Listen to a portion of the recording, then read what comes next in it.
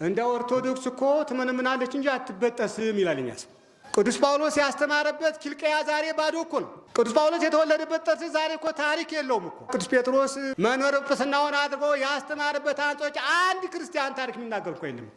አፈወርቅ ዮሐንስ ስንቱን ድርሳን ያረቀቀበት ቁስጥንጥንያ ዛሬ መስጊድ ነው። አይጠፋም ማለት ምን ማለት ነው?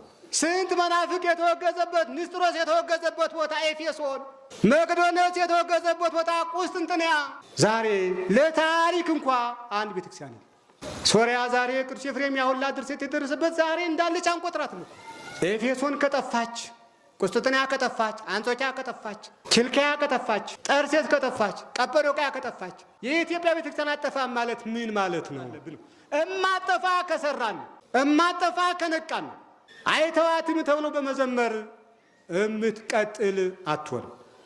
አይተዋትም በማለት ብቻ አትቀጥልም እኮ። እንዳይተዋት የእኛን ድርሻ ስንወጣ ኦርቶዶክስ ትመነምናለች አትበጠስ የሚለው አያስሄድም። ጠፍታለች ሌሎች አገር ላይ። ስለ ዳዊት ስናስተምር በገና መደርደርን አስተማርነ። የዳዊትን ወንጭፍ ሰብከን አናውቅም። ዳዊት በገና ብቻ ነው የነበረው እንዴ? በገና ይደረድራል፣ መዝሙር ይዘምራል። ይህን ለልጆቻችን አስተማርነ። ሌሎቹ ቢላዋ መሳል፣ ሌሎቹ ገጀራ መታት አሰልጥኗቸዋል። ሌሎቹ ሰው እንዴት እንደሚመታ አሰልጥኗቸዋል። እኛ በገና መደርደር አስተማርነ። ልጆቻችን በዚያ ልክ መዝሙር መዘመር፣ በገና መደርደር፣ ከበሮ መቆርቆር ቻሉ። ወንጭፉን ግን ለይተን ተው። አብሮነት ይበልጣ ብለን ወንጭፍ አልሰበክንም። ዳዊት በገና ብቻ ነው የነበረው እንዴ? ዳዊት በገናውን ለማን ተጠቀመው?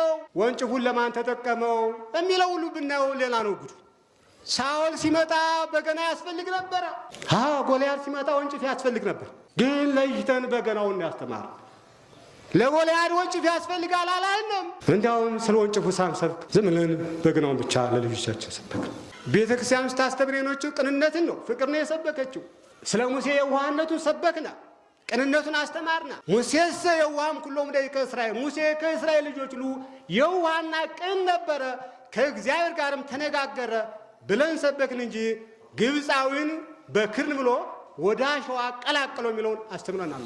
ይህ አብሮነትን ስለምንወድ